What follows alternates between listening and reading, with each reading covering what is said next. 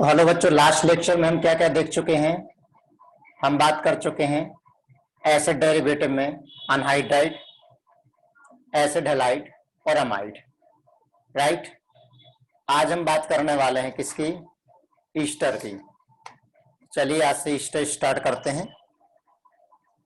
Important chapter है Easter.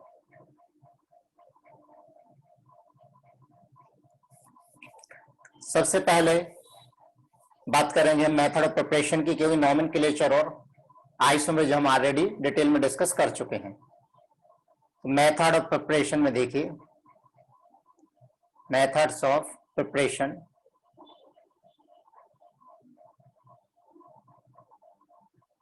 First preparation इसकी bye esterification. तो एस्टरिफिकेशन ये हम एसिड में भी अभी डिस्कस कर चुके हैं, अल्कोहल में भी डिस्कस कर चुके हैं। फिर से यहां पर आ गया RCOOH प्लस R-OH। ये रिएक्शन कॉन्सेंट्रेट H2SO4 के प्रेजेंस में कराइए और हीट करेंगे तो यहां से OH, यहां से H, ये बाहर निकलता है तो मिलेगा RCOOR-। रेट ऑफ प्यूरिफिकेशन ये भी हम डिस्कस कर चुके हैं लास्ट लेक्चर में, न्यूक्लिक एसिड में हम डिस्कस कर चुके हैं, राइट। ईस्टर बन गया। या फिर यहां पर कोई डिहाइड्रेटिंग एजेंट ले लिए, क्यों? क्योंकि जितनी स्पीड से वाटर को आप रिमूव करोगे रिएक्शन फॉरवर्ड डायरेक्शन में जाएगी। क्लियर? सेकंड एस्टरिफिकेशन हो गया है बाय एसिटाइलेशन। तो एसिटाइलेशन में एसिड ना लेकर के एसिड हैलाइड ले लीजिए, उसकी रिएक्शन अल्कोहल के साथ कराइए।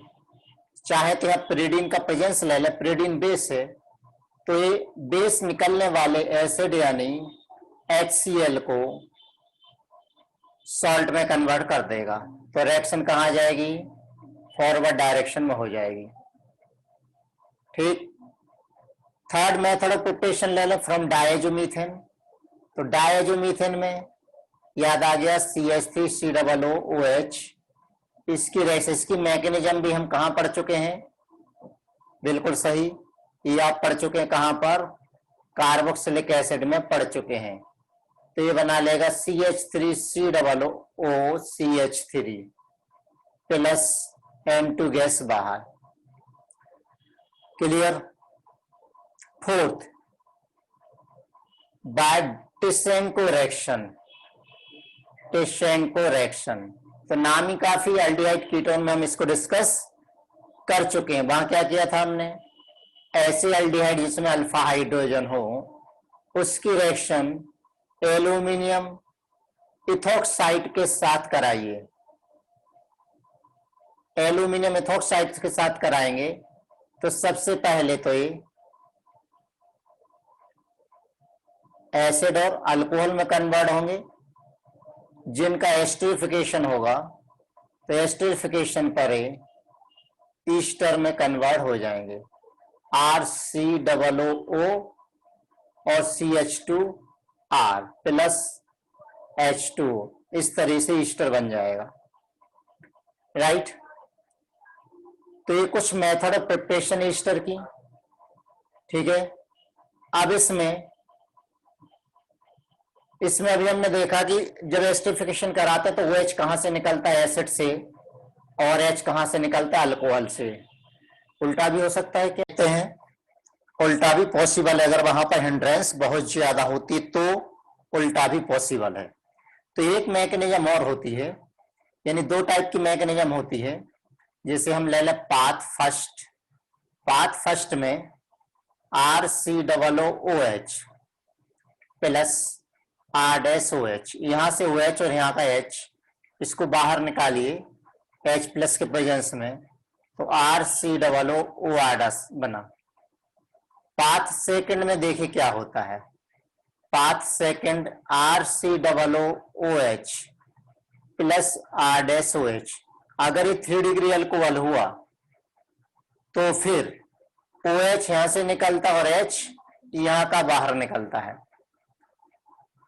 और बनेगा RCOO R dash ester plus alcohol. अब सेकंड वाली रिएक्शन होती कैसे, जैसे यहां पर एग्जांपल ले लें हम, CH3 COO और OH प्लस CH3C CH3 टैसई ब्यूटाइल अल्कोहल ले रहा हूं और यहां पर OH। करेक्ट। ये वाला जो ऑक्सीजन ये मैंने ले लिया, कौन सा, रेडियो एक्टिव ऑक्सीजन यानी हाइड्रो यानी 80 नंबर वाला ले लिया, तो यहां से H निकलता है, यहां से OH बाहर निकलता है। तो बनने वाले ईस्टर में कार्बोक्सिलिक एसिड के दोनों ही ऑक्सीजन इसमें रहेंगे, प्रोडक्ट ए बनता है प्लस H2O। अब इसकी मैकेनिज्म कैसे होती है, उस मैकेनिज्म को भी हम देख लेते हैं। ये मैकेनिज्म कैसे होती है, उस मैकेनिज्म को देखिए। कार्बोक्सिलिक एसिड पर अटैक होने के बजाय यहां पर जो फर्स्ट अटैक है वो अल्कोहल पर होगा। वो अल्कोहल कार्बोकैटायन बनाता है। अल्कोहल पर क्यों होगा, क्योंकि इसके पास एक ऑक्सीजन के पास 2 लोन पेयर है। ये यहां अटैक करेगा, यहां अटैक करेगा तो ऑक्सीजन OH ग्रुप का प्रोटोनेशन हो जाएगा। प्रोटोनेशन का मतलब क्या, यहां पर एक लोन, यहां पर एक H प्लस अटैच हो गया है। ठीक। अब 3 डिग्री कार्बोकैटायन ज्यादा स्टेबल है, ये ज्यादा स्टेबल है तो 3 डिग्री कार्बोकैटायन में कन्वर्ट हो जाएगा और यहां से वाटर रिमूव हो गया। ठीक। अब कार्बोक्सिलिक एसिड का जो मॉलिक्यूल है CH3COOH, इसका ये वाला ऑक्सीजन अटैक करता है यहां पर, यहां अटैक करेगा तो क्या मिलेगा, CH3C CH3 CH3 और OH प्लस COCH3। क्लियर। फिर इसमें से H प्लस को हटा दीजिए, तो यहां से H प्लस बाहर हो गया, H प्लस बाहर हो गया, तो ये यहां पर ईस्टर बन गया है। तो ये वाली मैकेनिज्म इस टाइप से होती है कि अटैक कहां पर हो रहा है, अल्कोहल पर होता है पहले फर्स्ट अटैक, ना कि कार्बोक्सिलिक एसिड पर। क्लियर। तो ये काम करते हैं, इसमें यहां पर नंबरिंग कर लेते हैं, लेवल्ड ऑक्सीजन ले लेते हैं। जैसे यहां पर कौन सा है ऑक्सीजन है, 80 नंबर है, तो यहाँ जो ऑक्सीजन है वो 80 नंबर है, यहाँ वाला जो ऑक्सीजन है वो 80 नंबर है। यानी जो वाटर बाहर निकला, निकलने वाले वाटर में एक नॉर्मल ऑक्सीजन था।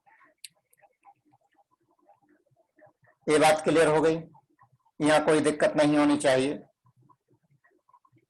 आप देखिए यहाँ पर इस तरह से यहाँ पर 2 क्वेश्चन ले लेते हैं अलग अलग टाइप के।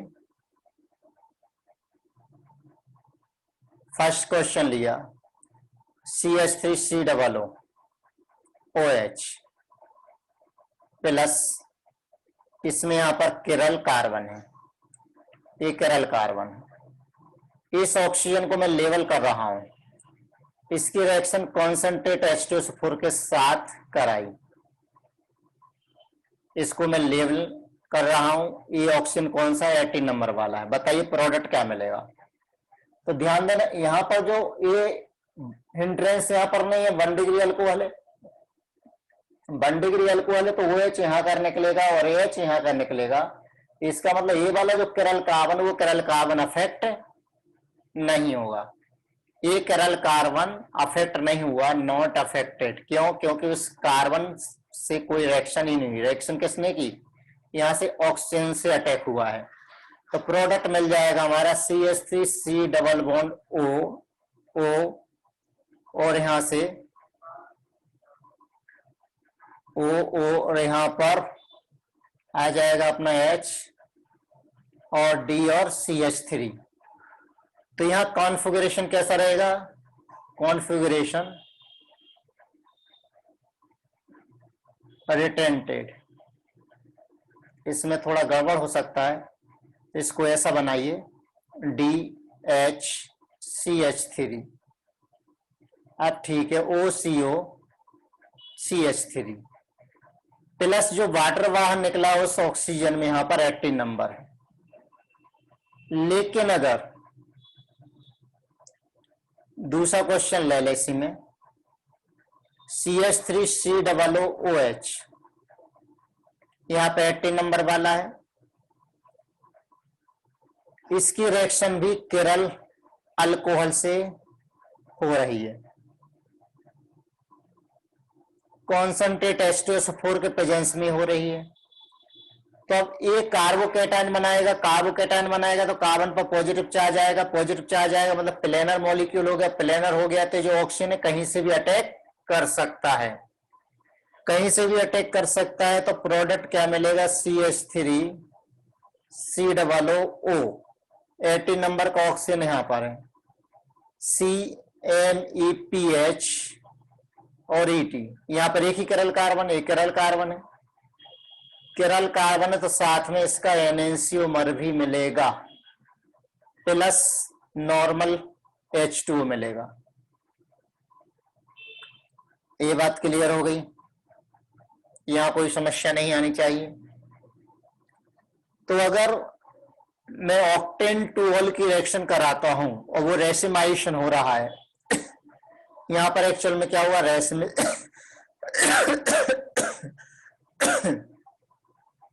यहां क्या मिला हमें, रेसिमिक मिक्सचर मिला है। और रेसिमिक मिक्सचर कैसा, ऑप्टिकली एक्टिव। इसका मीनिंग है कि कौन से पाथ से रिएक्शन हो रही है, इस सेकंड पाथ को फॉलो कर रहा है, पाथ सेकंड, जिसमें अल्कोहल कार्बोकेटायन फॉर्म करता है, ना कि फर्स्ट स्टेप में एसिड रिएक्शन करता है। तो इतनी बात क्लियर हो गई यहां पर, ठीक है। चलिए हम स्टार्ट करते हैं यहां पर केमिकल प्रॉपर्टीज। केमिकल प्रॉपर्टीज कौन सी केमिकल प्रॉपर्टीज के अंदर होती हैं, अंडरगो न्यूक्लियोफिलिक सब्स्टिट्यूशन रिएक्शन।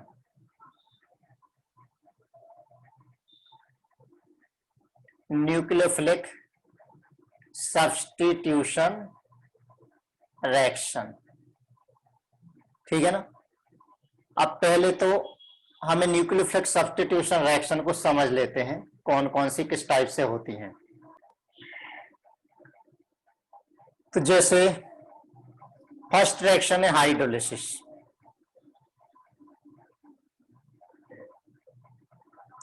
तो हाइड्रोलिसिस मालूम है, RCOO, इसकी रिएक्शन वाटर के साथ कराइए, फिर बॉन्ड यहां से ब्रेक होगा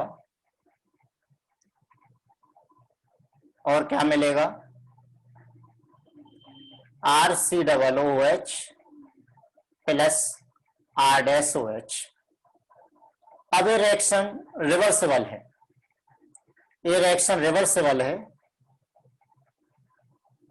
रिएक्शन इज रिवर्सिबल। अब ये रिवर्सिबल है तो मुझे बताइए, अगर रेटेन का कॉन्सेंट्रेशन ज्यादा होगा तो रिएक्शन फॉरवर्ड डायरेक्शन जाएगी ली चैटली प्रिंसिपल के अकॉर्डिंग, और प्रोडक्ट का ज्यादा होगा तो बैकवर्ड में आएगी। तो यहां दो कंडीशन यहां पर फुलफिल होती हैं कि अगर यहां वाटर हम एक्सेस में ले लें, टेक एन एक्सेस, एक्सेस में ले ले तो रिएक्शन कहां जाएगी, shift in forward direction.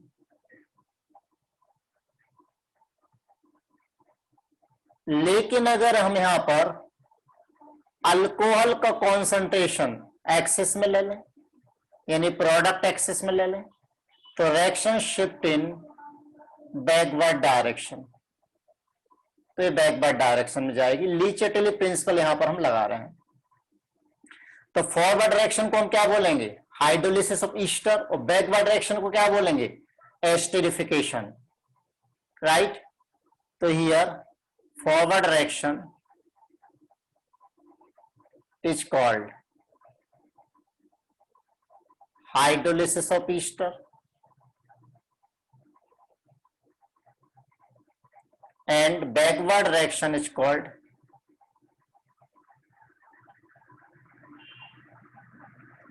esterification.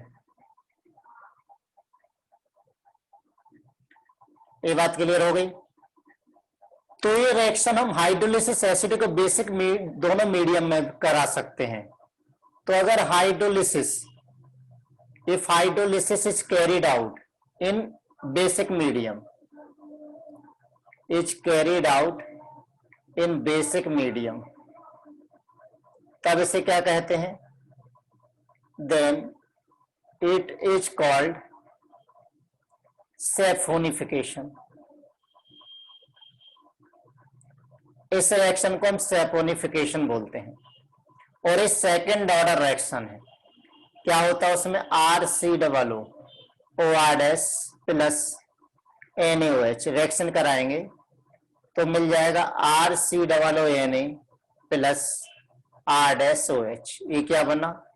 Soap बना। सोप बन सकता है, may be soap, alkyl group यहां पर बड़ा होना चाहिए।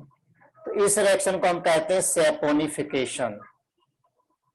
सैपोनिफिकेशन, ठीक। ऑयल ऑफ फैट का जो हाइड्रोलिसिस होता है बेसिक मीडियम में, उसे हम क्या कहते हैं बच्चों? उसे हम कहते हैं सैपोनिफिकेशन। अब यहां पर ध्यान दीजिए, यहां पर ध्यान दीजिए, जैसे RCOO OR- है, ठीक। तो मुझे बताइए, ए वाला जो ग्रुप है, इस ग्रुप को हम कौन सा ग्रुप बोलते हैं? बिल्कुल सही, इसे हम कहते हैं असाइल ग्रुप। उसको AC से रिप्रेजेंट कर दीजिए। वो ए वाला जो ग्रुप है ये कौन सा है? ये अल्काइल ग्रुप। अल्काइल ग्रुप को किससे रिप्रेजेंट कर दें? चलिए AL से रिप्रेजेंट कर देते हैं। दूसरी बात, फिर से इसी को ले रहा हूं मैं, RC_O OR-। अब मुझे ये वाला बॉन्ड ब्रेक करना है कि ये वाला बॉन्ड ब्रेक करना है? दो टाइप के यहां पर बॉन्ड हो गए, ध्यान से समझिएगा। तो असाइल ग्रुप से ऑक्सीजन लिंक्ड है या अल्काइल ग्रुप से ऑक्सीजन लिंक्ड है? तो इसे कहेंगे असाइल ऑक्सीजन बॉन्ड क्लीवेज। और अगर ये वाला बॉन्ड ब्रेक हो रहा हो तो फिर उसे हम क्या कहेंगे? इसे कहेंगे alkyl alkyl oxygen bond cleavage. तो यह दो टाइप के बॉन्ड क्लीवेज हो गए, ठीक। अब बॉन्ड क्लीवेज भी एसिडिक और बेसिक मीडियम में होते हैं। एसिडिक और बेसिक मीडियम दोनों में ही होते हैं। तो एसिडिक मीडियम में देखिए, जैसे AC1, इसका मीनिंग क्या है? इसका meaning acidic acyl oxygen bond cleavage unimolecular.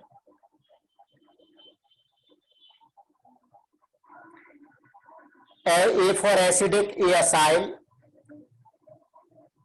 Oxygen bond, C means cleavage. One का मीनिंग क्या है? Unimolecular. Second AaC2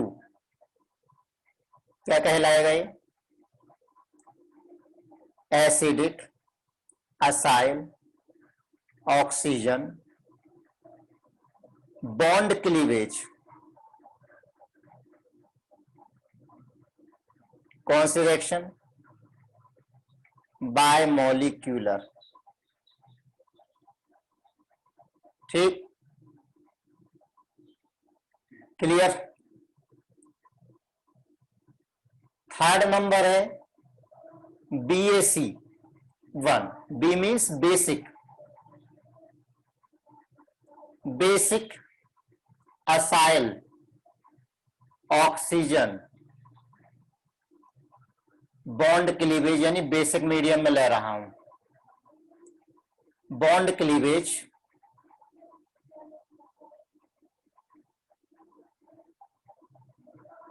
unimolecular.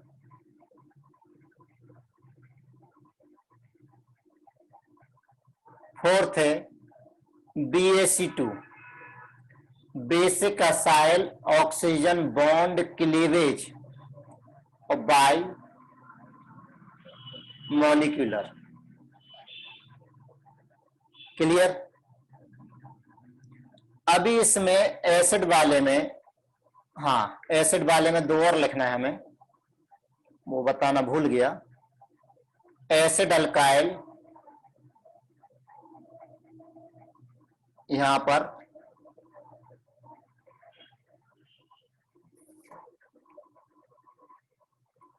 Third number AaL1। ये क्या होता है? Acid alkyl bond cleavage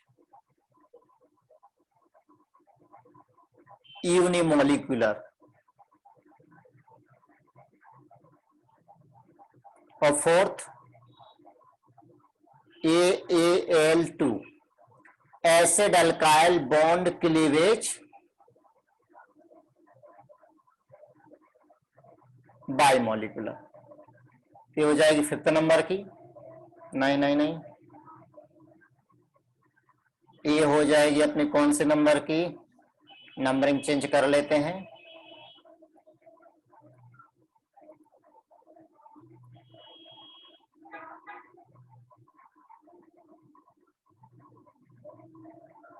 basic medium में यहां पर रिएक्शन कराई जाए, ये होगी फिफ्थ नंबर। ए six number. Seventh number BaL1। BaL1 का मीनिंग क्या है?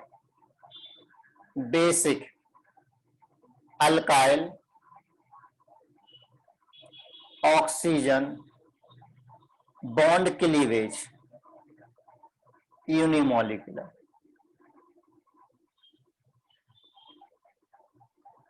और eighth BaL2, basic alkyl oxygen bond cleavage bimolecular. Right. इतने टाइप के रिएक्शन होंगे। कितने टाइप के रिएक्शन होंगे? ये टोटल 8 टाइप की रिएक्शन हो गई, जो किसमें होती है? ईस्टर में होती है। ठीक। अब जैसे इसमें देखिए AaC1 और AaC2 टाइप की मैकेनिज्म ले लें।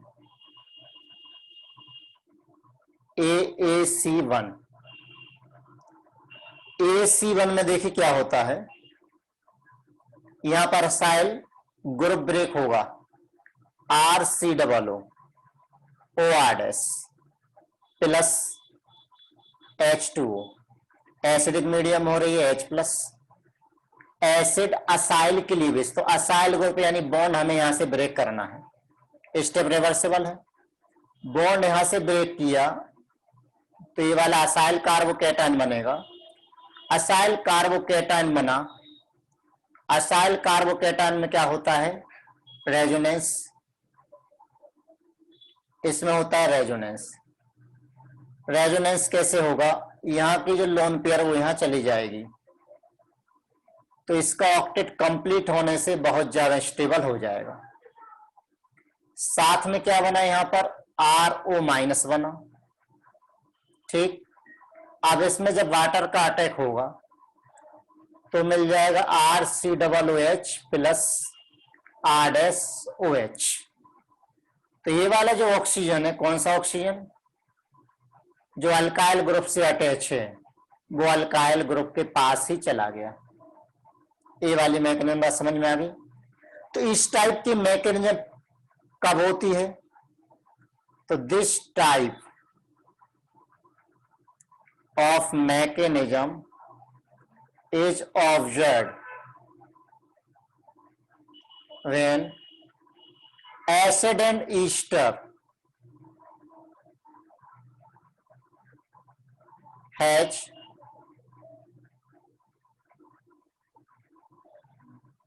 Steric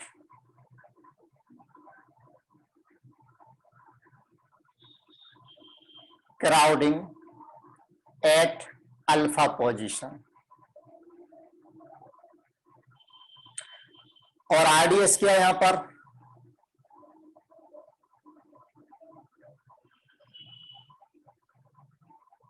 formation of acylium ion. Acylium ion means RC double bond O plus HRDS, ARDS। First हो गई। सेकंड ले लेते हैं, ये बात समझ में आ गई फर्स्ट में क्या होता है यहां पर। सेकंड ले लेते हैं आप, AC2। AC2 टाइप की मैकेनिज्म कब होती है उसको देख लेते हैं।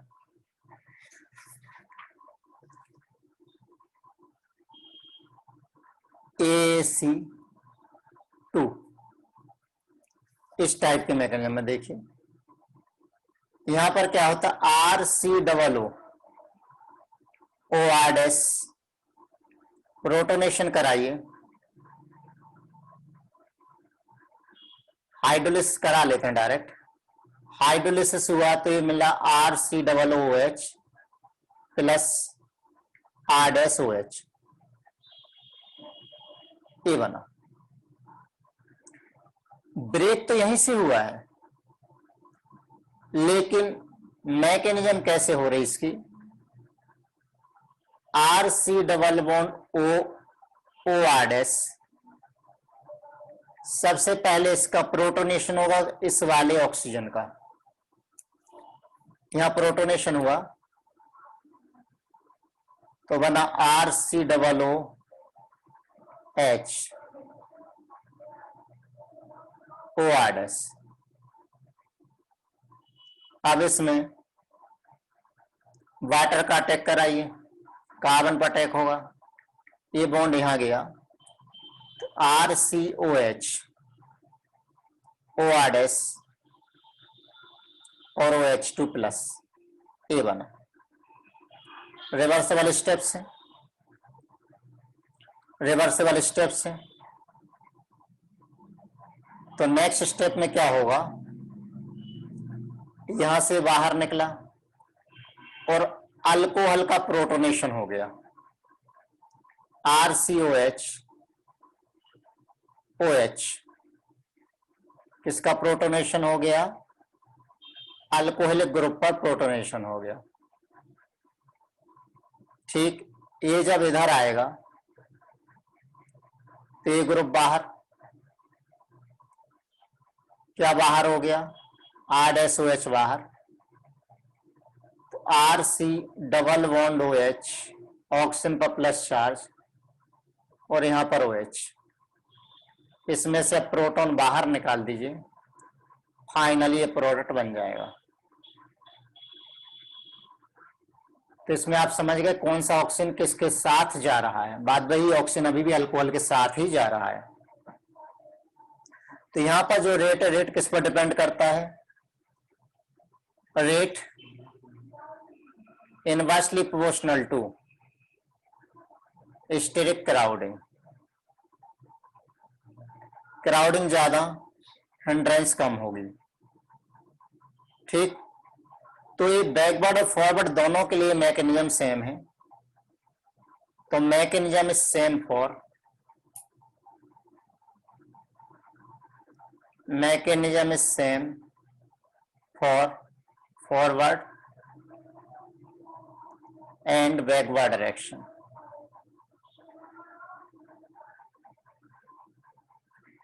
ठीक है ना। अब फॉरवर्ड में कब फेवर करेगी, वाटर अगर न्यूक्लियोफाइल है, if water act as nucleophile तो reaction shift in forward direction. लेकिन अगर अल्कोहल एक्ट एज न्यूक्लियोफाइल तो reaction shift in backward direction. ये बात भी क्लियर हो गई। तो डायरेक्शन कैसे डिसाइड होगी, न्यूक्लियोफाइल कौन सा अवेलेबल है, तो direction is decided as per availability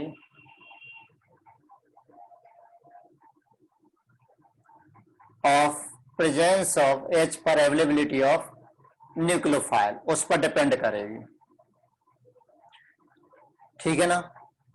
अगर यहां पर ये रिएक्शन एस्टरिफिकेशन मिनरल एसिड के प्रेजेंस में कराते हैं, एक नोट देखिए, if esterification is carried out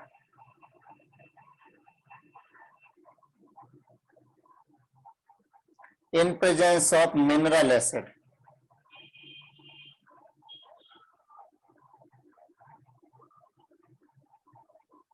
then it is called, इसे इसके लिए कुछ अलग नाम है, क्या नाम उसका, फिशर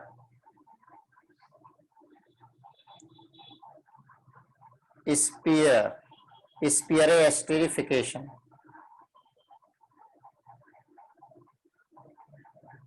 राइट, तो इतनी बात क्लियर हो गई।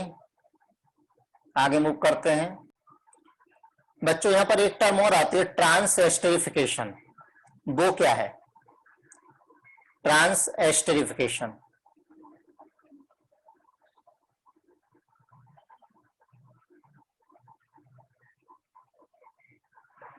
वो क्या है? तो देखिए रिएक्शन के थ्रू समझते हैं। इसकी रिएक्शन अगर हम अल्कोहल से करा दें, ये दूसरे अल्कोहल से करा दें एसिडिक मीडियम में, तो RCOOR डबल डैश ए आ जाता है, और जो पहले वहां R डैश था वो बाहर निकल जाता है। यानी इस टाइप से R डैश यानी अल्काइल ग्रुप का एक्सचेंज, उसे हम कहते हैं ट्रांस एस्टरिफिकेशन। ठीक, तो it is the process of exchanging R dash and R double dash group at group of ester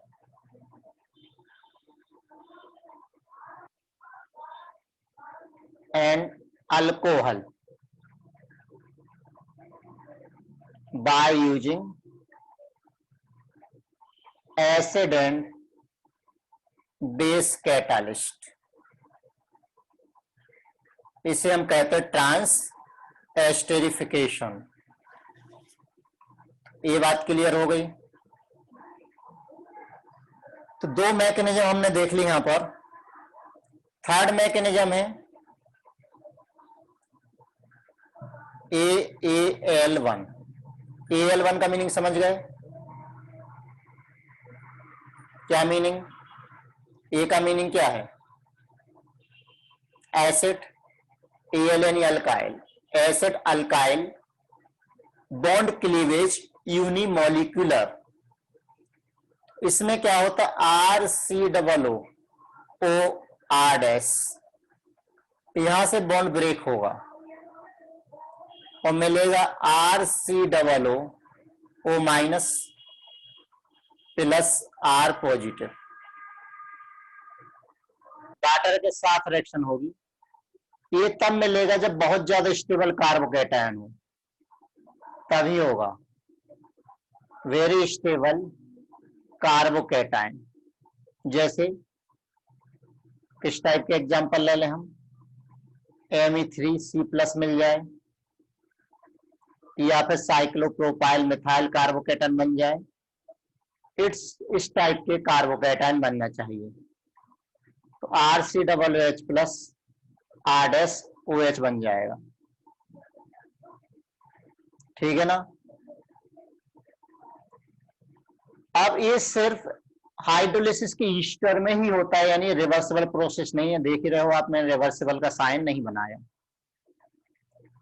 तो this type is observe, this type of reaction is observed only in hydrolysis of ester, therefore it is not reversible, ये reversible नहीं। तो ये कब observe होगा?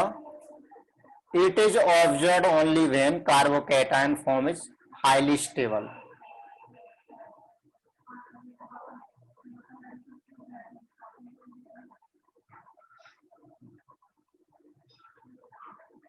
Carbocation is highly stable. ये बात समझ में आ गई। फोर्थ है AL2 acid alkyl bond cleavage bimolecular. Generally नहीं मिलता है क्योंकि वाटर वीक न्यूक्लियोफाइल है। तो this mechanism not practically not observed.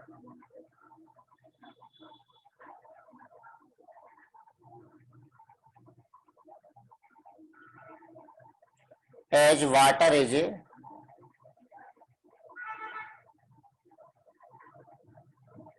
weak nucleophile, तो इसमें क्या होगा? RCOOR ORS, यहां से बॉन्ड ब्रेक हुआ, रिवर्सिबल प्रोसेस है। H2O R पर अटैक करेगा, RCOO माइनस प्लस R, हाँ ये मिला, ठीक है ना?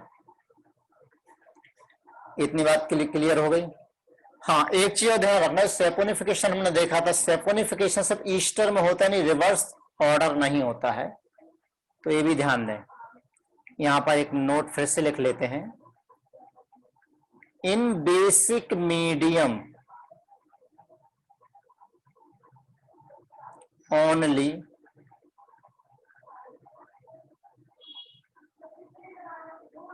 हाइड्रोलिसिस ऑफ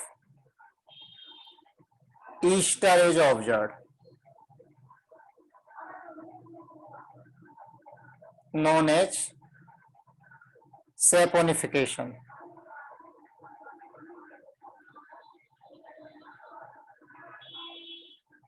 ठीक है ना? यानी एस्टरिफिकेशन नहीं होता है, एस्टरिफिकेशन कैन नॉट अकर। ये बात क्लियर हो गई। चलिए अब हम आते हैं किस पर? बेसिक पर आते हैं। बेसिक पर आते हैं। Basic acyl cleavage bimolecular. इसमें क्या होता है? RCOO ORS असाइल ग्रुप यहां से क्लीव्ड होगा, किस मीडियम में? बेसिक मीडियम में। अब क्लीव कैसे होगा एक्चुअल में? ये जब यहां पर अटैक करेगा तब यहां आएगा, RCO माइनस OH OR' ये बना। जब इधर आएगा तो OR माइनस बाहर हो गया, तो ये बनेगा RC double bond OH plus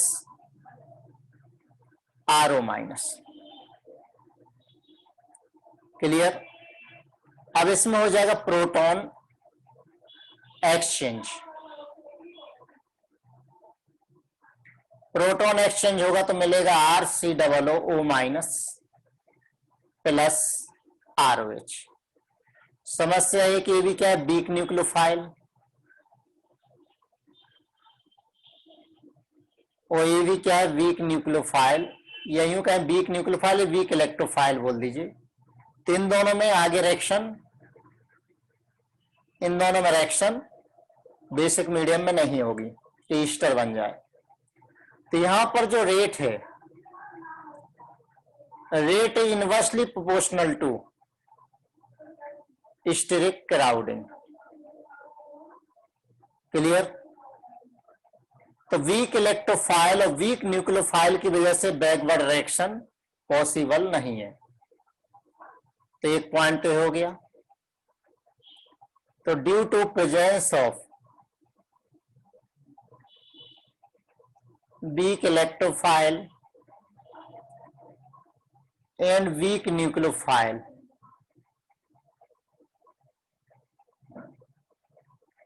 backward reaction is not possible या नॉट फीजेबल। ये बात क्लियर हो गई। ये है अपनी BAC1। अब आ जाइए BAC2 पर। BAC2 में क्या होता है उसको देखिए। हाँ नहीं, BAC2 हो गया, सॉरी, BAC1 देखना है। BAC1 में प्रैक्टिकली ये रिएक्शन नहीं होती है। दिस टाइप ऑफ रिएक्शन या mechanism is not favourable practically. ठीक है ना? अब कब ऑब्जर्व हो सकती है? What can be observe when R and R dash are highly crowded।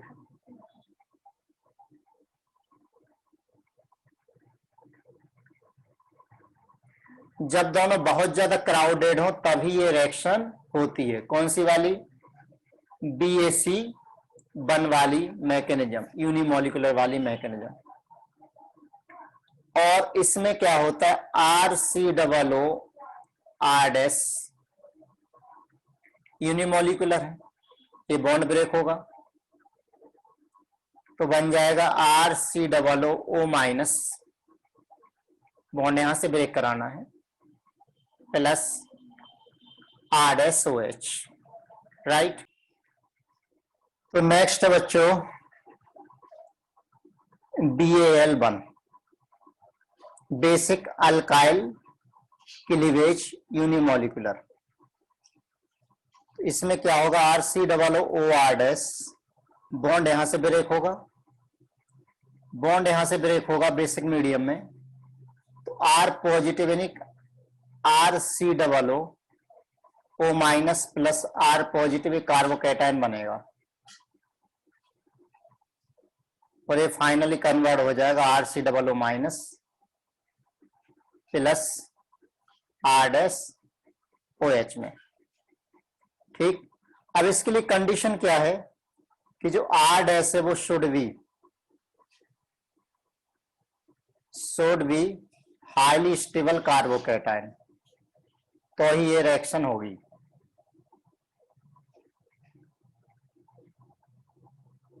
और दूसरा यूनिमोलिकुलर है तो concentration of base should be low, क्योंकि बेस के कॉन्सेंट्रेशन पर ये रेट डिपेंड नहीं होना चाहिए।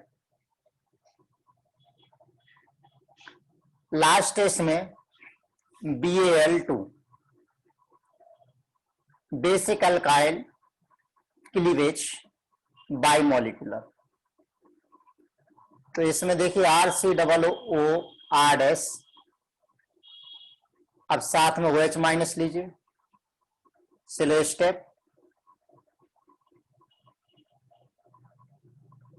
तो स्लो स्टेप में यहां पर क्या मिलेगा?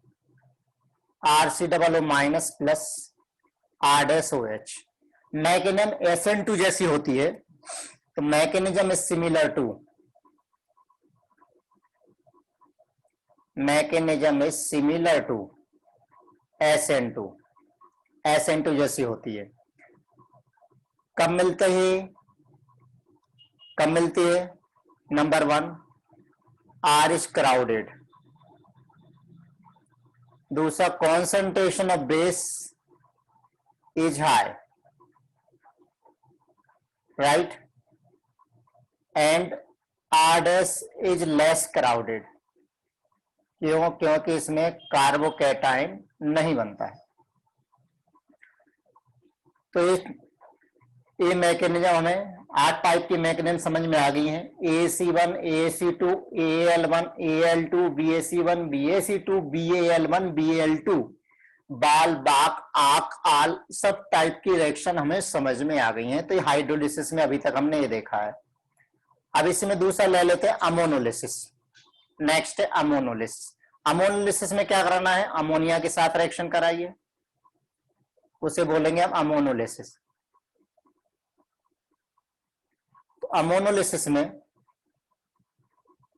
RCOO OR- प्लस अमोनिया, इसके साथ रिएक्शन कराएंगे तो मिलेगा RCO NH2 amide plus alcohol.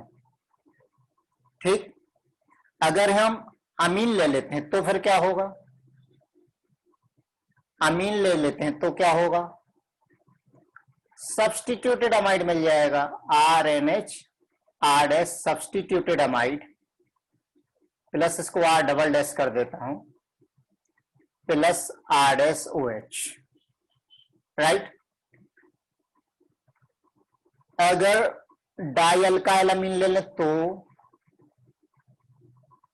तो डाई सब्स्टिट्यूटेड अमाइड मिल जाएगा, इसको R डबल डैश कर देता हूं, NR double dash plus R-OH। 3 degree amine के साथ रिएक्शन नहीं होगी क्योंकि उसके पास कोई हाइड्रोजन नहीं है। इसी तरीके से अल्कोहोलिसिस, अल्कोहोलिसिस में अल्कोहल के साथ रिएक्शन कराना है, जिसे हम कहेंगे ट्रांस एस्टेरिफिकेशन। RCOO OR- प्लस R-OH, इसकी रिएक्शन कराइए एसिड के प्रेजेंस में, बेस के प्रेजेंस में भी करा सकते हैं। Double bond COR- plus R-OH, ये बन गया है। क्लियर?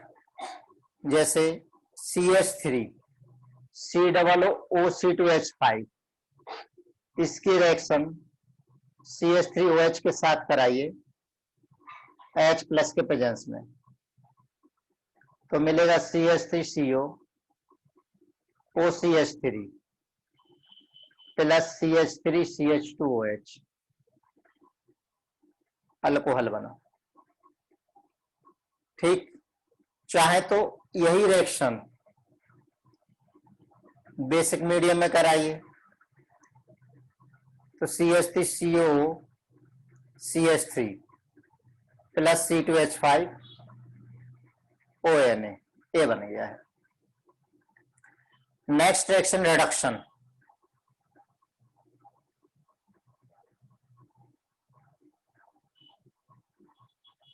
रिडक्शन, अब रिडक्शन किसके प्रेजेंस में करा रहे हैं? जिसके बेसिस पर डिफरेंट टाइप के प्रोडक्ट्स मिल सकते हैं। जैसे हाइड्रोजन और कॉपर ऑक्साइड के साथ कराएं तो alcohol RCH2OH plus R-OH। Lithium aluminium hydride के साथ कराइए, सेम प्रोडक्ट मिलेगा। NaBH4 के साथ कराइए, प्रोड्यूस नहीं करता है। सोडियम अल्कोहल के साथ कराइए तो भी RCH2OH प्लस R-OH, इसे कहते हैं बोवियाल्ट ब्लैंक रिडक्शन। बोवियाल्ट ब्लैंक रिडक्शन, अरे क्या लिख रहा हूं, बोवियाल्ट ब्लैंक रिडक्शन। तो रिडक्शन की बात समझ में आ गई। अब इसमें 2 रिएक्शन बचती हैं, एक क्लेजन कंडेंसेशन, एक अल्फा हेलोजनेशन और एक डिकमेन, 3 रिएक्शन। तो पहले छोटी वाली ले लेते हैं, अल्फा हेलोजनेशन। अल्फा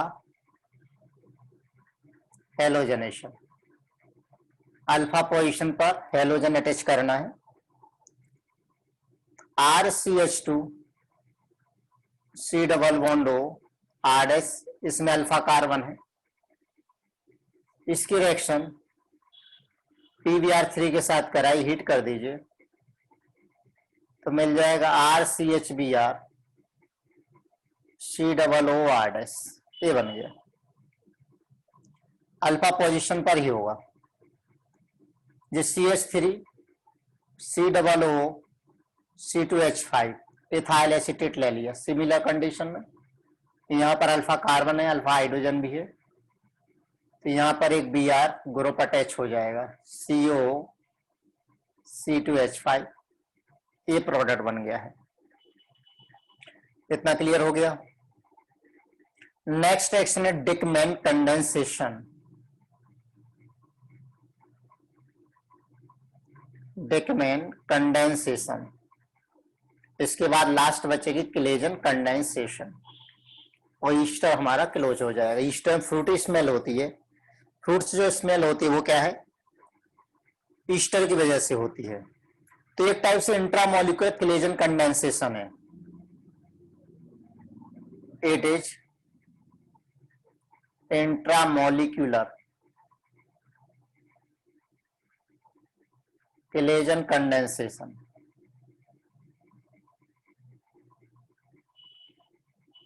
किसने गिवन बाय डाइस्टर्स। तो दो कंडीशन, डाइस्टर होना चाहिए, इंट्रामोलिकुलर है, ठीक। सेम मॉलिक्यूल के बीच में आते हैं टू फॉर्म 5 और 6 मेंबर्ड रिंग, ठीक। अब जैसे इसमें एग्जाम्पल ले लें, सिंपल सा एग्जाम्पल ले लेते हैं, उन्हीं में होगी जिसमें रिंग फॉर्मेशन हो रहा है। जहां रिंग फॉर्मेशन नहीं हो रहा है वहां पर डिकमैन कंडेंसेशन रिएक्शन नहीं होगी, यानी 5 मेंबर्ड या 6 मेंबर्ड रिंग बनना ही चाहिए, ठीक है ना। साइक्लाइजेशन हो जाएगा इसमें। तो ये साइक्लाइजेशन प्रोसेस है, यानी साइक्लाइजेशन कहां होगा कहां नहीं होगा। अब इधर देखिए, जैसे ले रहा हूं मैं C डबल बॉन्ड O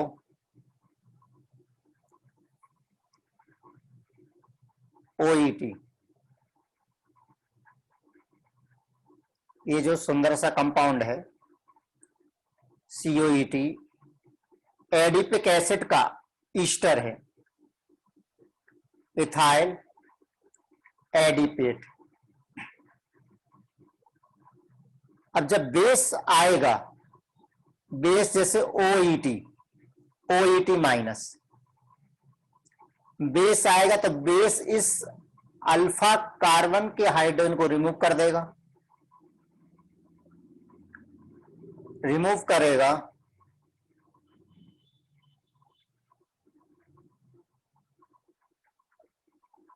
तो अब देखिए यहां पर क्या आ जाएगा, negative charge, COOET negative charge आ गया। अब ये अटैक करेगा कहां पर, इस कार्बोनिल कार्बन पर, इधर आएगा OET O माइनस, ये 5 मेंबर्ड रिंग बन गई। यहां से अटैच है COOET। जब ये वापस लौटेगा तो ये बाहर निकल जाएगा, ETO माइनस बाहर हो गया और बन गया है double bond O COOET। Clear? क्या ये बात क्लियर हो गई? यहां कोई दिक्कत नहीं।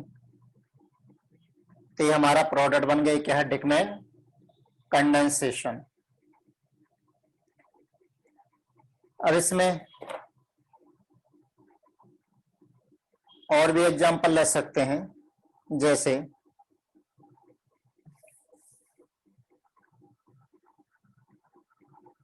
डबल बॉन्ड OET,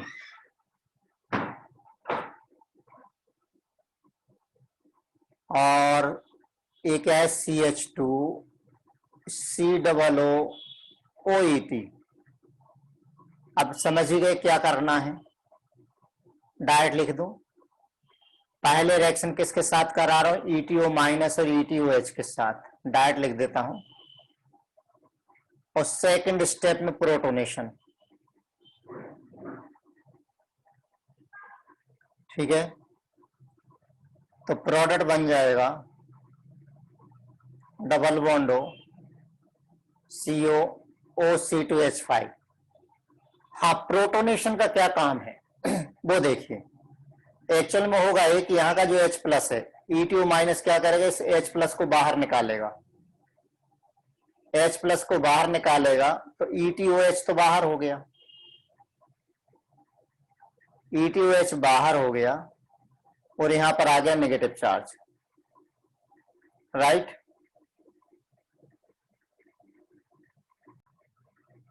तो यहां पर जो, अरे कहां गया pen pen pen, C double bond OET है, तो ये H प्लस यहां पर अटैच हो गया, तो फाइनली वापस से वही बन गया, राइट।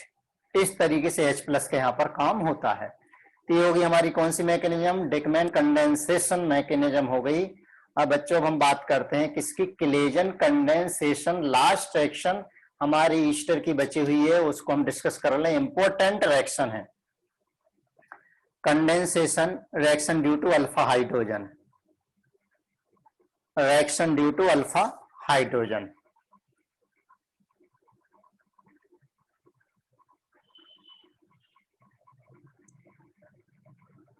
देखिए इसमें क्या होता है, कम से कम एक अल्फा हाइड्रोजन यहां पर होना चाहिए। रिएक्शन किसके प्रेजेंस में होती है, रिक्वायरमेंट क्या है, requirement at least one alpha hydrogen is present. Number 2 किसके प्रेजेंस में होती है, in presence of strong base H RONA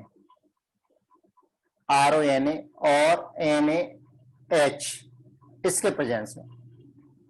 तो रिएक्शन क्या है, RCOOC2H5, ये सबस्ट्रेट है, इसकी रिएक्शन CH3Z ने रिएजेंट से कराई है।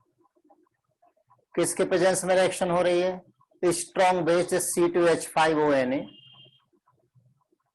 और C2H5OH।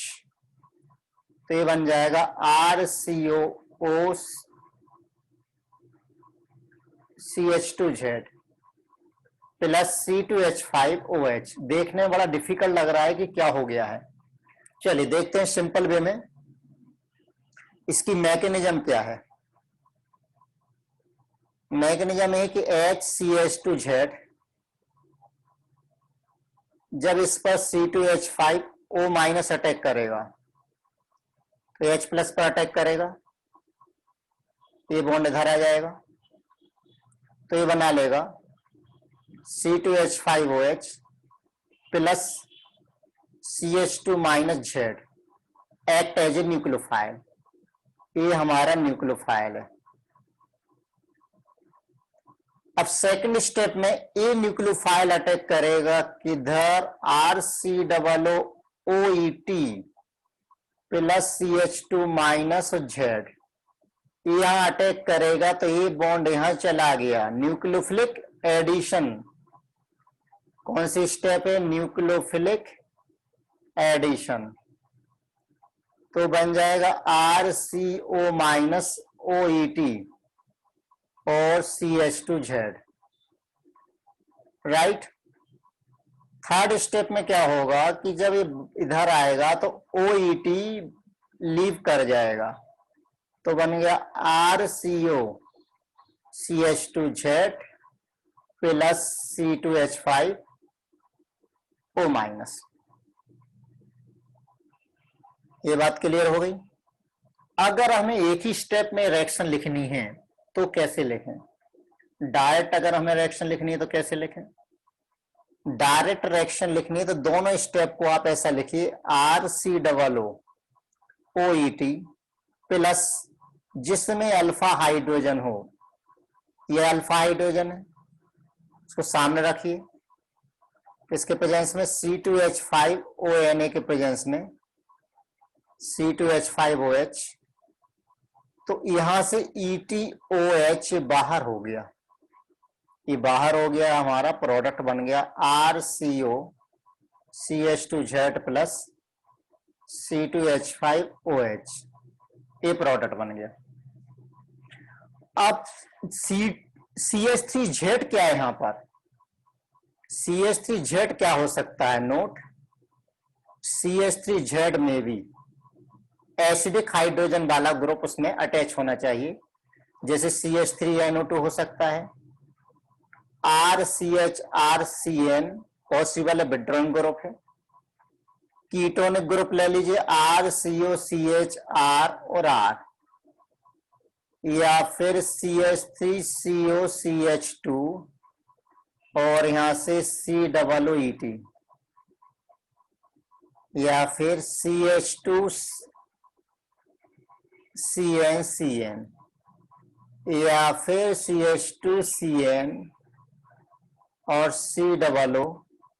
C2H5, कुछ भी हो सकता है।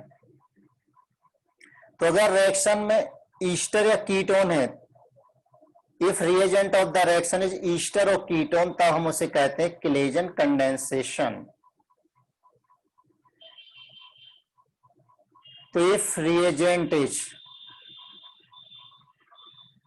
ईस्टर और ketone, then it is called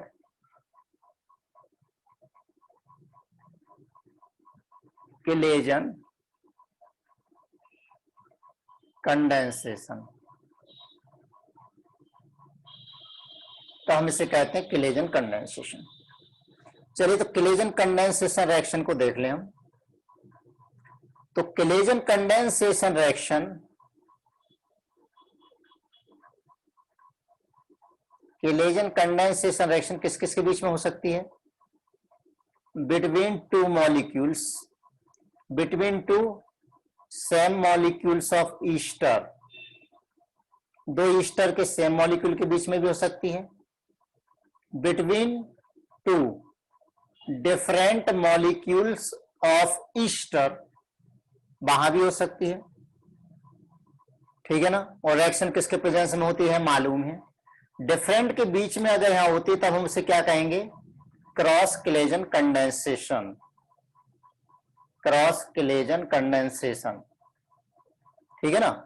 अब क्रॉस क्लेजन कंडेंसेशन में ये भी हो सकता है कि एक ईस्टर हो, एक ईस्टर हो बिटवीन ईस्टर एंड कीटोन, बिल्कुल पॉसिबल है। तो ये भी आपका क्रॉस क्लेजन कंडेंसेशन रिएक्शन ही कहलाएगी, ठीक। चलिए, तो क्वेश्चन केसेस स्टडी कर लेते हैं। केस नंबर 1, पहला केस है, both esters are same, both esters are same, और दोनों में क्या है? अल्फा हाइड्रोजन है, बोथ है अल्फा हाइड्रोजन, सब सेम है तो अल्फा हाइड्रोजन, बोथ है लिखने की जरूरत नहीं है, हैविंग अल्फा हाइड्रोजन। तो अब यहां देखिएगा रिएक्शन CH3COO C2H5 और दूसरे का अल्फा हाइड्रोजन ले लीजिए सामने, HCH2COO C2H5, इसकी रिएक्शन कराइए C2H5ONA और C2H5OH के प्रेजेंस में। तो यहां से बाहर निकल गया और प्रोडक्ट क्या बना? CH3CO CH2COOET प्रोडक्ट हो गया प्लस C2H5OH, इसका नाम है beta keto ester, beta keto ester, ethyl aceto acetate, ethyl aceto acetate ए बन गया। ठीक है, चलिए दूसरी रिएक्शन ले लें।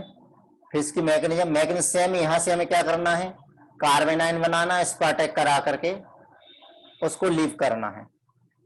तो ET प्लस HCH, यहां पर एक मिथाइल ग्रुप और लगा दिया है, ये अल्फा कार्बन से अटैच हाइड्रोजन है, COOET। तो हमें मालूम है यहां से इथाइल अल्कोहल बाहर निकाल दें, सेम इन्हीं की प्रेजेंस में रिएक्शन हो रही है। तो CH3CO और CH3 COOET प्लस ETOH बाहर हो गया। क्लियर, मैकेनिज्म बिल्कुल क्लियर है। कार्बन आयन कौन बनाएगा, कार्बन आयन कौन बनाएगा, ये कार्बन आयन बनाएगा, ये वाला कार्बन, यहां पर ये वाला कार्बन, ये कार्बन आयन बनाएगा। तो मैकेनिज्म एकदम क्लियर है, हम देख चुके हैं पहले भी।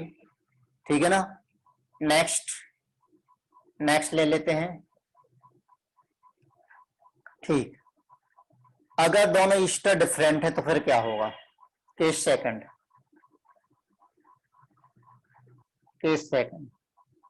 When both esters are different.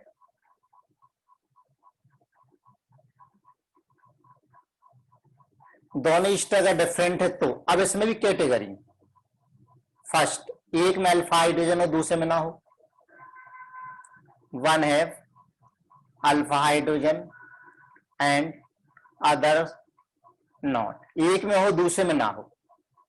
तो जिसमें अल्फा हाइड्रोजन वो न्यूक्लियोफाइल की तरह बिहेव करेगा और दूसरा सबस्ट्रेट की तरह बिहेव करेगा।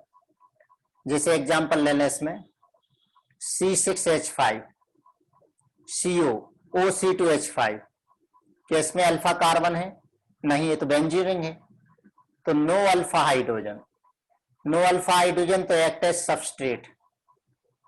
फिर न्यूक्लियोफाइल की तरह कौन बिहेव करेगा, जिसमें अल्फा हाइड्रोजन है, OC2H5, OC2H5, अरे इसमें अल्फा हाइड्रोजन है तो एक्ट एज न्यूक्लियोफाइल। तो आपको मालूम है न्यूक्लियोफाइल हमें कहां से बनाना है, अरे ओपन हो भाई, न्यूक्लियोफाइल कहां से बनाना है, यहां से बनाना है। ठीक है, तो यहां से ये बाहर निकल जाएगा। रिएक्शन किसके साथ हो रही, किसके प्रेजेंस में हो रही है, C2H5ONA C2H5OH के प्रेजेंस में। तो ये बन जाएगा C6H5 COO CH2 COOET। ठीक, ये क्रॉस प्रोडक्ट है लेकिन यही मेन प्रोडक्ट है। क्रॉस क्यों, दो के डिफरेंट के बीच में हुआ है, क्रॉस प्रोडक्ट, और यही मेन प्रोडक्ट जो ही बनना है बन गया है। सेकंड देखिए, इसके पास भी अल्फा हाइड्रोजन नहीं है, जो सेकंड केस ले रहा हूं, नो अल्फा हाइड्रोजन। ठीक, इसकी रिएक्शन कराई HCH2 C double bond O C2H5। Same way में आप वैसे ही प्रेजेंस ले लेंगे, यहां से बाहर हो गया और क्या बना, HCO CH2 C double bond O ET plus ETOH। Clear, okay. अब मजा तब आएगा जब दोनों में अल्फा हाइड्रोजन हो, तो दोनों बोलेंगे नहीं मैं भी मैं भी कार्बन आयन बनाऊंगा, दूसरा बोलेगा नहीं मैं भी कार्बन आयन बनाऊंगा। तो व्हेन बोथ है अल्फा हाइड्रोजन, अब दोनों में अल्फा हाइड्रोजन है। जैसे एग्जांपल ले लें CH3 COO OC2H5, डिफरेंट भी है और दोनों में अल्फा हाइड्रोजन भी है, CH2 COO OC2H5। अब इसकी रिएक्शन कराइए C2H5ONA और C2H5OH के साथ। अब क्या मिलेगा, तो देखिए यहां पर हो सकता है एक हमारा स्मॉल ए एक हमारा स्मॉल बी है, ए और ए के बीच में हो जाए, क्या क्या प्रोडक्ट बन सकते हैं, ए प्लस ए, दूसरा बी प्लस बी। ये तो कौन से प्रोडक्ट है, सिंपल प्रोडक्ट, सिंपल, क्रॉस नहीं है। ए जब सबस्ट्रेट हो, बी न्यूक्लियोफाइल हो, और बी जब सबस्ट्रेट हो, ए न्यूक्लियोफाइल हो, तो ये कौन से प्रोडक्ट हो गए, क्रॉस प्रोडक्ट। तो 4 टाइप के यहां पर प्रोडक्ट्स मिलने वाले हैं। तो CH3CO OC2H5 plus HCH2 COOET, यहां से वाटर बाहर निकल गया, दोनों ए और ए के बीच में। एक न्यूक्लियोफाइल की तरह बिहेव करेगा, एक सबस्ट्रेट की तरह बिहेव करेगा। तो CH3CO CH2 COOET एक बन गया। ऐसे दूसरा ले लें, CH3CH2 COOET प्लस, हमें तो अल्फा हाइड्रोजन से मतलब है, तो इस मिथाइल को यहां ले लीजिए, COOET। तो यहां से बाहर हो गया और बन जाएगा CH3 CH2 CO CHME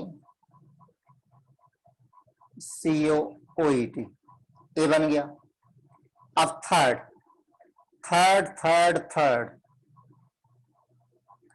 third में अगर ये सबस्ट्रेट ले लिया, ए को हमने, ए बी है और ए भी बी है, ए को अगर सबस्ट्रेट ले लिया है, ए सबस्ट्रेट, और बी को क्या ले लिया, न्यूक्लियोफाइल, ए बी न्यूक्लियोफाइल है,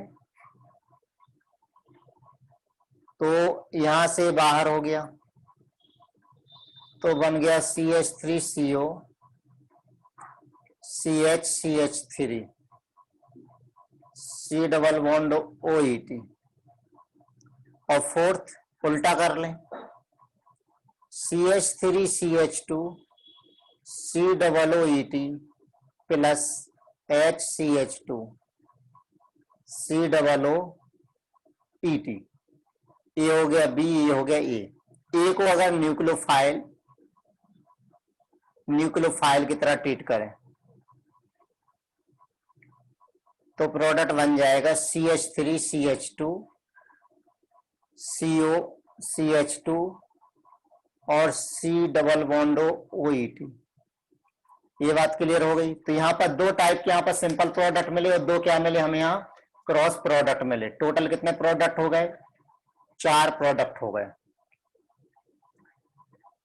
ठीक है। अब कीटोन के बीच में भी होती है क्लेवेन कंडेंस, कीटोन और ईस्टर के बीच में भी होती है, between Easter and ketone. Easter और कीटोन में देखिए, तो इस केस में कीटोन के पास क्या होना चाहिए, एक अल्फा हाइड्रोजन होना चाहिए, should have at least 1 alpha hydrogen, क्योंकि हमेशा अटैच रिएजेंट या न्यूक्लियोफाइल उसकी तरह ही बिहेव करेगा।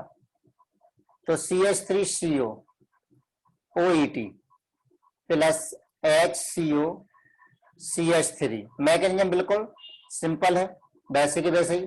कार्बेनाइन, ओहो कैसी गड़बड़ कर रही है, प्रेजेंस वही है, यहां से बाहर निकाल दो, इसको बाहर निकालोगे तो CH3CO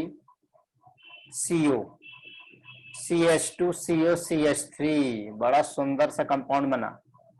ठीक, एक्टिव मिथिलीन कंपाउंड बन गया है। दूसरा ले लें, अब जैसे इसमें अल्फा हाइड्रोजन नहीं है, OET plus H CH3 COET, presence वही है, यहां से बाहर हो गया, बन गया C6H5 CO CH3 C double bond ET। Clear, mechanism की कोई दिक्कत ही नहीं है, हम देख चुके इसकी मैकेनिज्म। क्लियर। अब दो ईस्टर के बीच में भी जब रिएक्शन होती है तो ये कार्बन आयन बनाता है, दूसरा रिएजेंट की तरह सब्सट्रेट की तरह बिहेव करे, वो कार्बन आयन स्टेबलाइज हो सकता है। और उसके बाद अटैक, सब कुछ अच्छी तरह से क्लियर हमें सब देख चुके हैं। ठीक, तो आगे बढ़ते हैं। देख इसके मैकेनिज्म।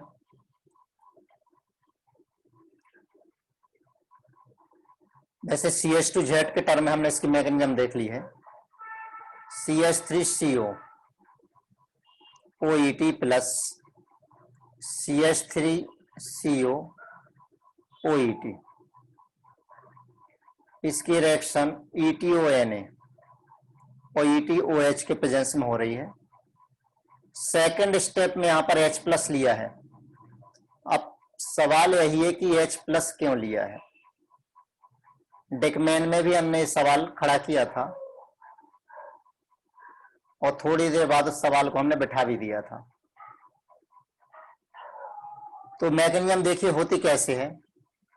पहली स्टेप में तो बेस यानी C2H5O माइनस है, ये अल्फा कार्बन के हाइड्रोजन में से हाइड्रोजन को बाहर निकाल लेगा और क्या बनाएगा, कार्बन आयन बनाएगा। CH2 minus COOET plus C2H5OH। Clear. अब यहां पर रेजोनेंस स्टेबलाइजेशन है, रेजोनेंस स्टेबलाइज्ड, इनोलेट एनायन बन जाएगा, फॉर्म इनोलेट एनायन। ठीक। अब सेकंड स्टेप में इसके सेकंड मोल पर इनोलेट एनायन के थ्रू अटैक होगा। अटैक तो इनोलेट एनायन के थ्रू ही होगा। CH2 double bond CO minus OET।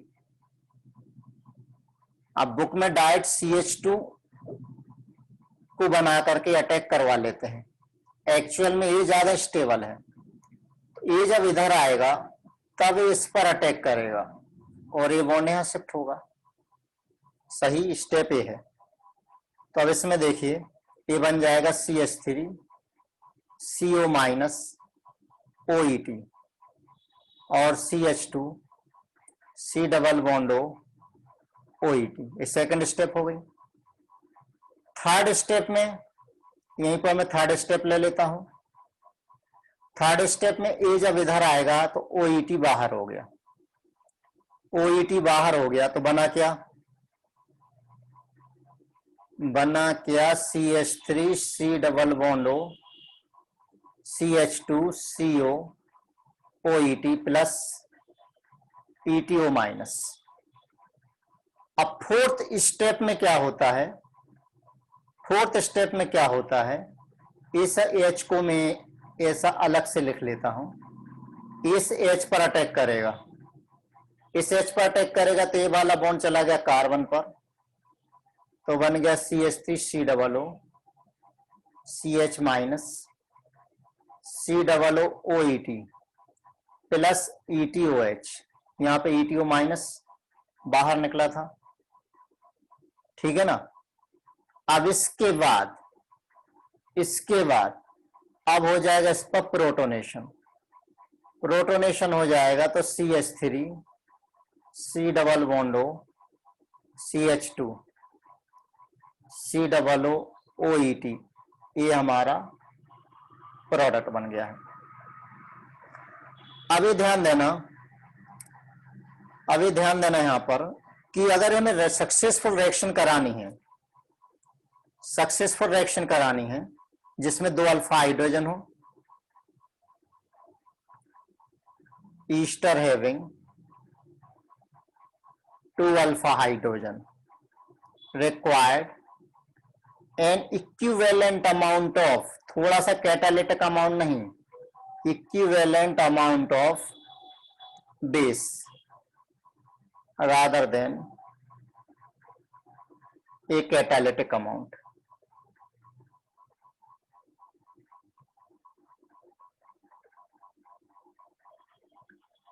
ये बात क्लियर हो गई। ठीक, नेक्स्ट है cross Cannizzaro cross collision condensation, ये हम देख ही चुके हैं। ठीक है, चलिए थोड़े से और एग्जांपल डिस्कस कर लें। एग्जांपल और डिस्कस कर लें। CH3 COO C2H5, इसकी रिएक्शन कराइए। COOET COOET OET, इसके साथ रिएक्शन कराइए। C2H5 ONA और C2H5 OH के साथ। अब यहां प्रोडक्ट क्या मिलेगा सोचिए। तो अब यहां पर न्यूक्लियोफाइल, इसके पास अल्फा हाइड्रोजन है, तो यहां पर अल्फा हाइड्रोजन नहीं है, तो न्यूक्लियोफाइल ये बनाएगा। तो यहां का H और यहां का OET बाहर निकाल दीजिए। और इस कार्बन से इस पर अटैक कराइए, अटैक करा करके OET को बाहर कर दीजिए।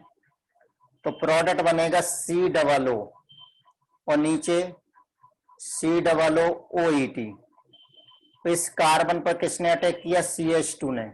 तो CH2 COOET, ये प्रोडक्ट बन गया है।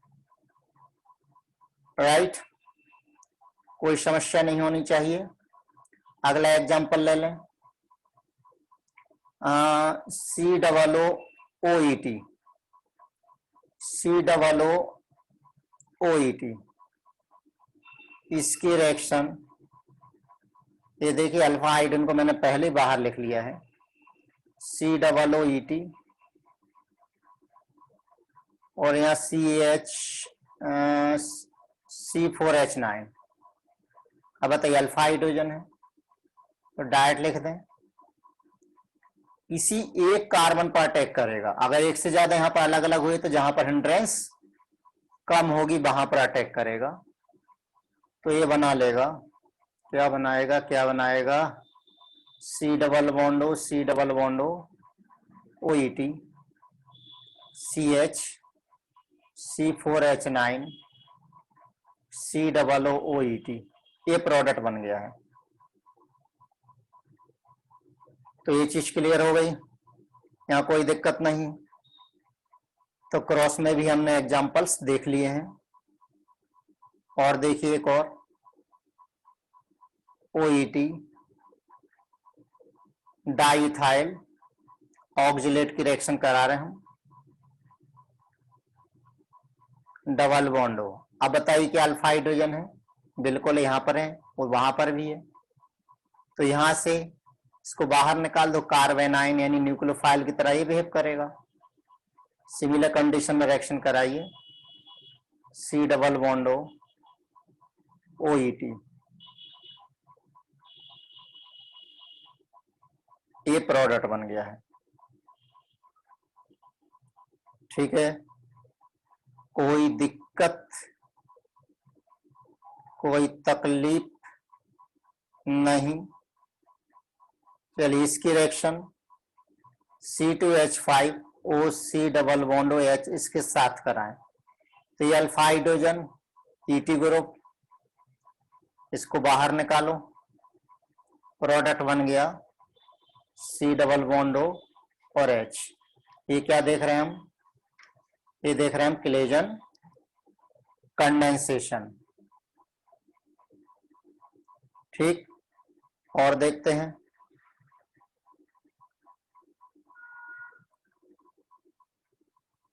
और एग्जांपल, साइक्लोहेक्सेनॉन, इसकी रिएक्शन इसके साथ करा दीजिए, प्रेजेंस वही है। तो यहाँ का एक H और यहाँ का C2H5O बाहर निकाल दीजिए। तो ये बन गया COO OET। अब तो सफिशिएंट एग्जांपल्स हमने देख लिए हैं, अब तो डेफिनेटली क्लियर हो गया होगा।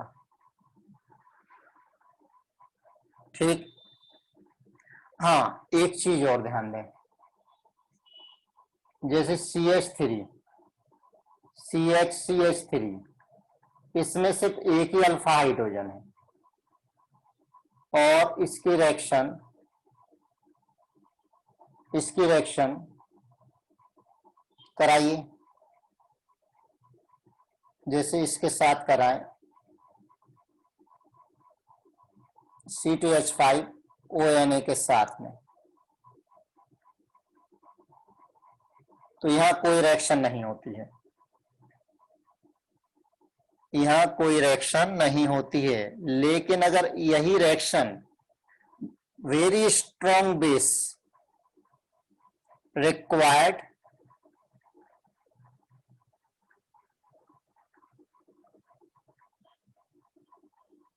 हाईली स्ट्रॉन्ग बेस, तब ये रिएक्शन हो जाती है,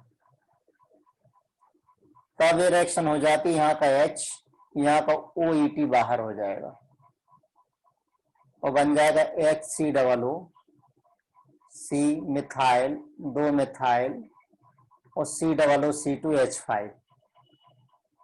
तो नो रिएक्शन रिक्वायर्ड, क्या लिख दिया, रिक्वायर्ड वेरी स्ट्रॉन्ग बेस। तो वेरी स्ट्रॉन्ग बेस के प्रेजेंस में रिएक्शन होती है। चलिए एक लास्ट एग्जांपल ले लेता हूं डिकमैन का, क्वेश्चन के फॉर्म में, देखिए क्या बनता है। डबल बॉन्ड OET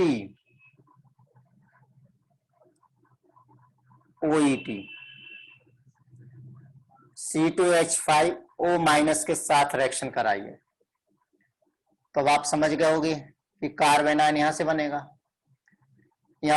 नहीं, यहाँ का H, यहाँ का OET, ये बाहर, और इस दोनों के बीच में रिंग बन जाएगी। कितने मेंबर रिंग बनी, ये बनी 5 मेंबर रिंग, यहाँ COO और इधर COOET। क्लियर। अच्छा, अगर इसका आगे एसिडिक हाइड्रोलिसिस करा दें तो ईस्टर के एसिडिक हाइड्रोलिसिस पर क्या बनता है, सोचो।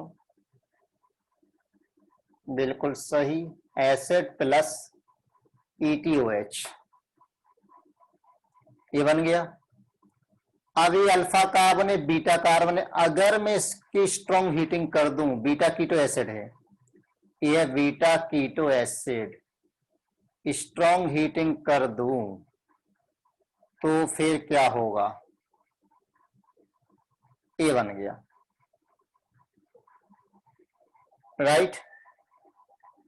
ये बन गया क्यों, क्योंकि डीकार्बोक्सिलेशन हो गया, नहीं CO2 बाहर निकल गया है। अच्छा, एक क्वेश्चन और, सर आपने तो बोला था लास्ट क्वेश्चन है, अरे पेज अधूरा है ना, पूरा भर लें, वेस्टेज नहीं होना चाहिए पेज। डबल बॉन्ड OET और यहाँ डबल बॉन्ड OET। अब मुझे बताइए C2H5ONA और C2H5OH क्या होगा, सोचो सोचो सोचो। मोर स्टेबल रिंग हमें बनानी है, तो यहां से हाइड्रोजन, ये अल्फा हाइड्रोजन है, यहाँ पर भी अल्फा है, तो या तो यहाँ के यहाँ अटैक करा दो या यहाँ से यहाँ अटैक करा दो, ये बाहर हो गया, मैकेनिज्म मालूम ही है। ये बाहर हो गया तो प्रोडक्ट क्या बना,